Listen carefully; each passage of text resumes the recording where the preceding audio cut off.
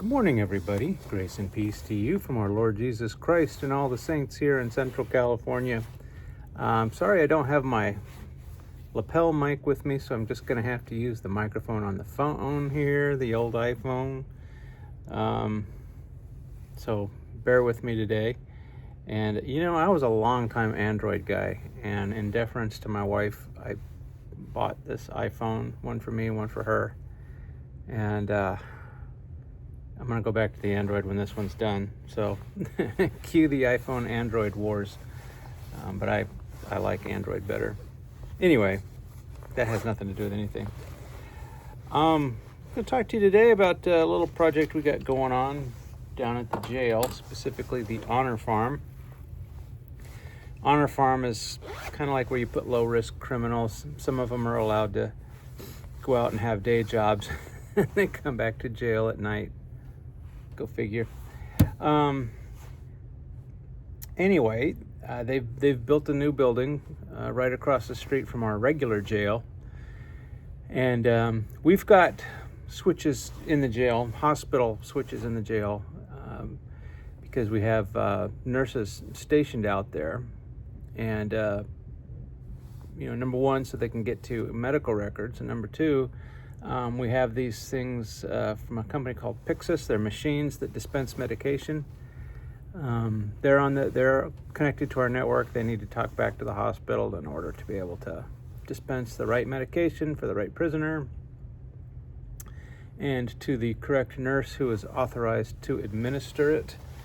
They went to these machines after we had to fire and prosecute a nurse who was selling drugs from the pharmacy. So, a long time ago.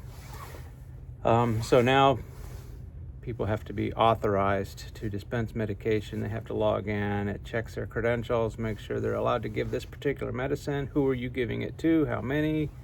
Blah, blah, blah. So that's, and then we have glucometers down there that they report their results back here. So lots of network needs. Long story short, too late. So I thought I would give you a little kind of a quick thumbnail sketch of what this looks like. So I'm gonna draw something here that you won't be able to see, but I'll show it to you in just a second. So we've got our core over here. There's our core. Then we go across the street over a fiber. Let me write something easier, a little smaller here. This is fiber.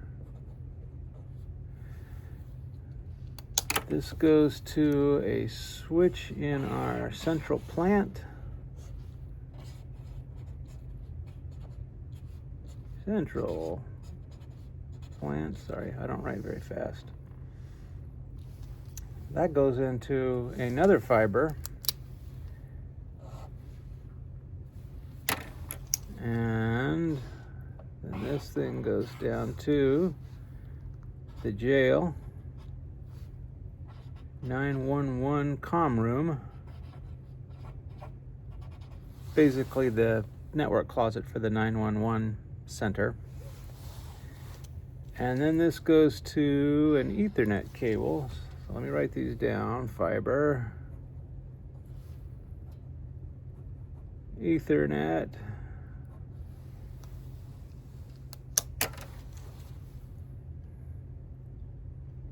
and then this goes into a local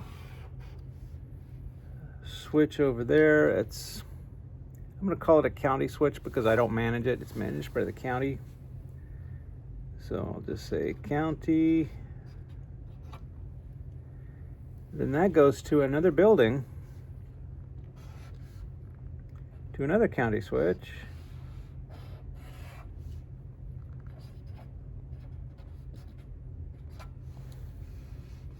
This here is, these are hospital.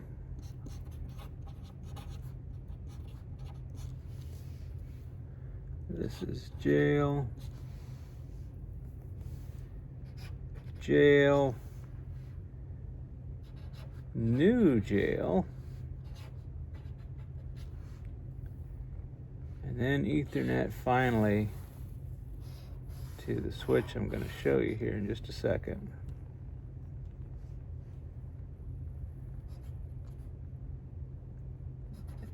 Edge, switch.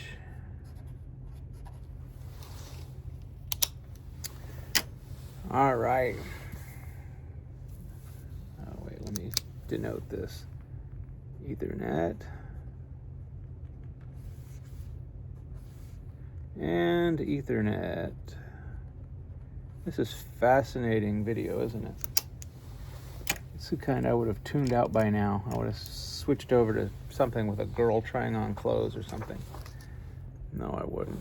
I just mentioned that because there are so many of these try-on channels. I don't know why the algorithm keeps bringing them to me, because I don't care about those silly young girls trying to get clicks. All right, so this is what we got. Man, I sure hope that's forwards.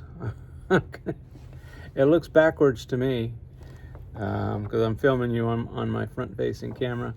So we got the core. That's where I am. This, I've got a fiber that goes across the street right over there to a place called the central plant. That's where all of our boilers and air conditioning is all managed out of that central building. So hot water and chilled water are piped from there a block away over to the hospital. It all happens at the central plant. And they're deep in the bowels of the central plant. I've got a switch that has another fiber that runs down to the jail. Now the jail, from the central plant to the jail, is close to a mile. So this distance right here is exaggerated. This distance is about one city block. This distance is, by the time all the twists and turns are done in the underground conduit, that's probably a mile. That goes down to the jail and their 911 comm room. If you're not from America, maybe you don't know what 911 is. That's the emergency number. Pick up the phone, dial 911, and you're connected to emergency services, and they will help you, hopefully. So the 911 center is down at the jail, and this is in their network closet. Then from there, within the same closet, we have a short Ethernet run to a county managed switch. County jail, county hospital. County manages communications between all these entities. And then from there, that's probably not Ethernet. What is that? That's probably a fiber. So scratch that. That's a fiber. Then that goes across the street to the new jail, to another county switch. Oh, there. It says new jail.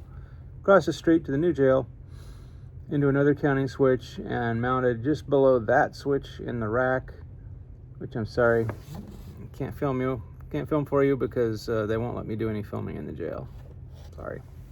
Then it's just a very short, like 2-foot Ethernet patch cable to our switch. So I do all this to show you that, you know, it's nice to have all these brand new fibers and new installations, and sometimes I show you the best of the hospital, but sometimes you have to work with what you got. And in this case, this is what we have. We have a very old fiber run. This is OM2 or 3, I don't remember. I think it's OM3. Over to the central plant. What I'm not showing you here, where it just says fiber, is we have a media converter here, a little box. I forget who makes it. Just think like Linksys or something like that. It's not Linksys, but it's a little box. It just converts Ethernet to fiber. That's sitting right here on top of this switch. Then it goes a mile to another little box that goes from fiber to Ethernet, which is plugged into, this is our switch here. Plugged into that, and then we've got Ethernet, and then another fiber, and then Ethernet again. So all that media changing formats just to get out to this edge switch. Wow. And it works. Well, it didn't work yesterday, actually. So this is the switch that we took out there. Can you see it? I'm not sure. Yeah, there it is. So it's an X440 G2-12P-10GE4. So it's basically an X440. It's got 12 edge ports, and then it's got 4 uplink ports. We're not going to be using these in our situation. We're just going to be using port 12 as the uplink because it's Ethernet.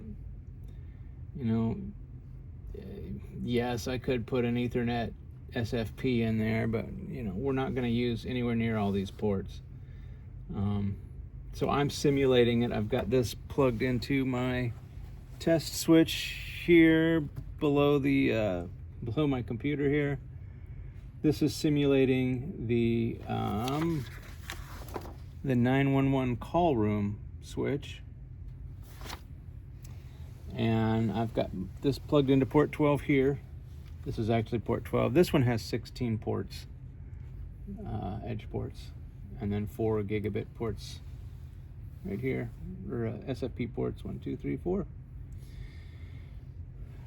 So it's a little bit different. It's the direct replacement for those 12 port switches. So they don't have a 12 port direct replacement, but they do have a 16 port direct replacement.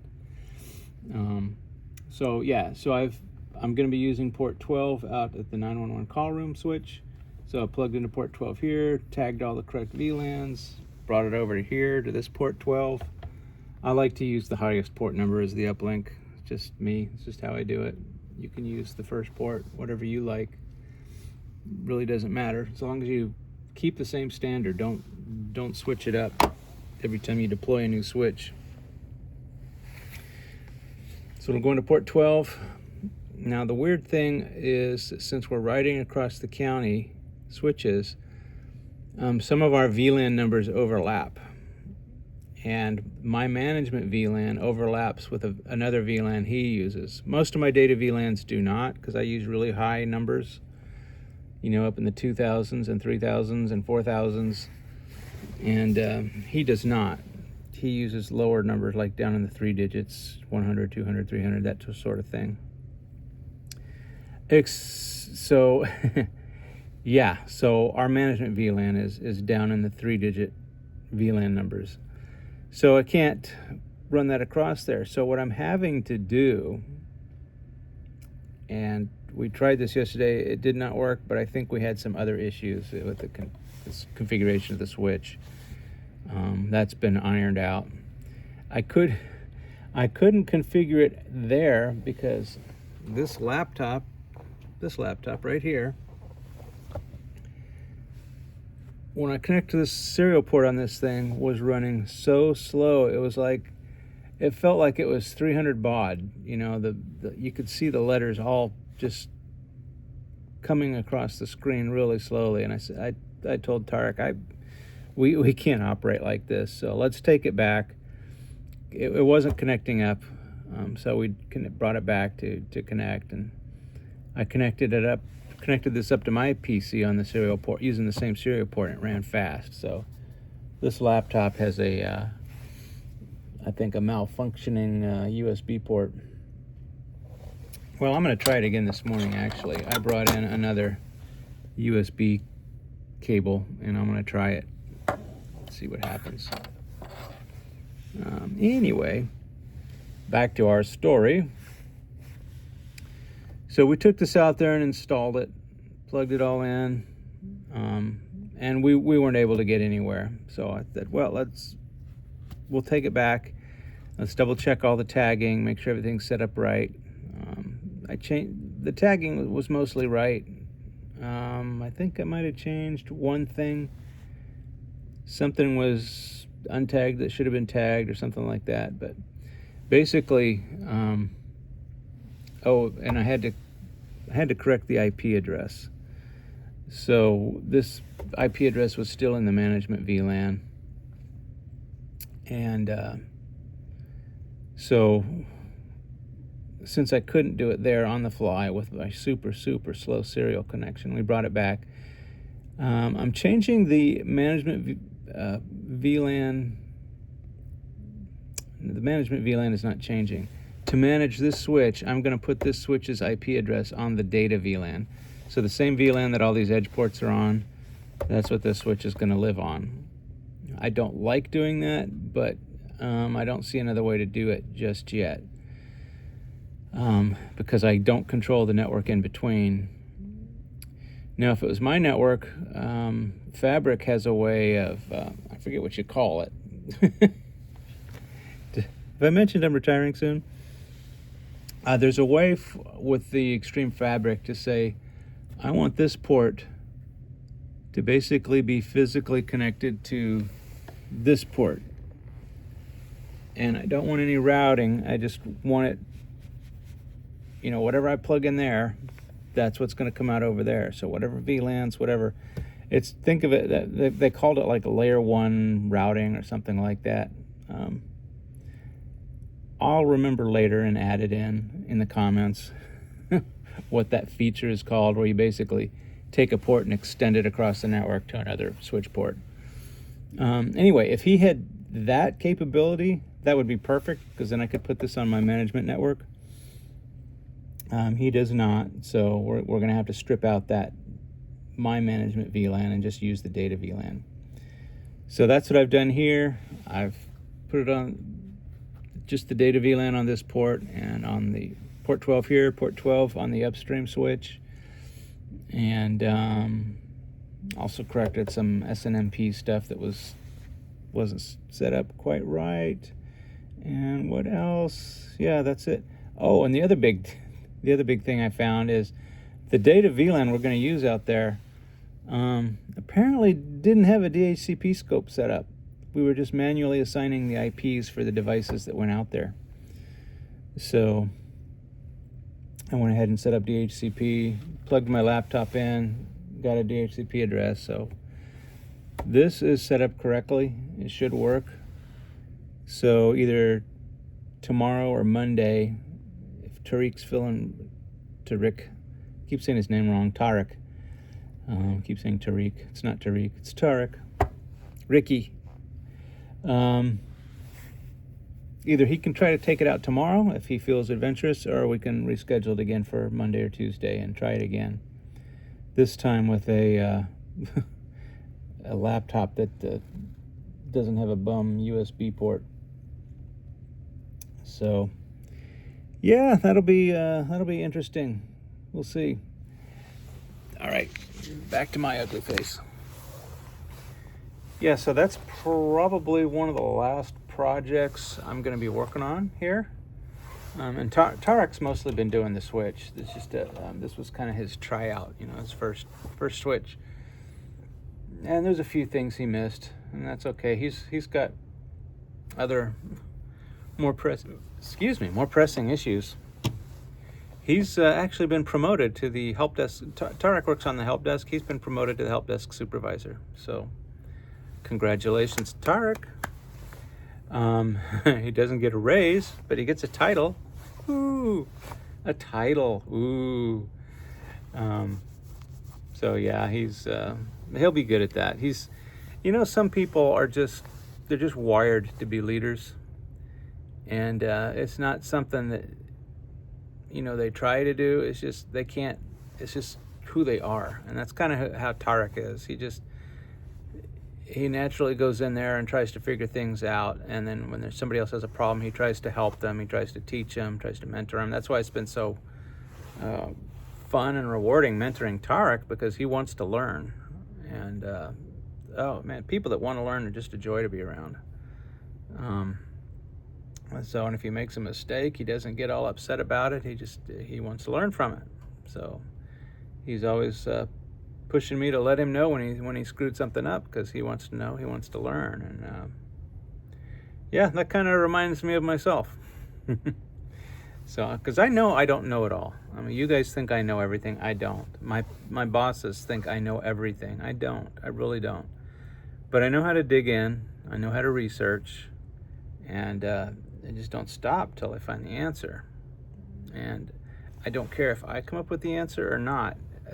I'm actually happiest when I find somebody else who's got the answer and they tell me, rather than me having to find it and dig it up. And then I write it down.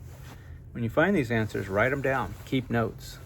Oh, I cannot overestimate the value of keeping notes on every problem you've ever run into. I've got a document for Extreme that's about, I don't know, 10, 15, 20 pages long of just commands and solutions that I've found over the years working with Extreme.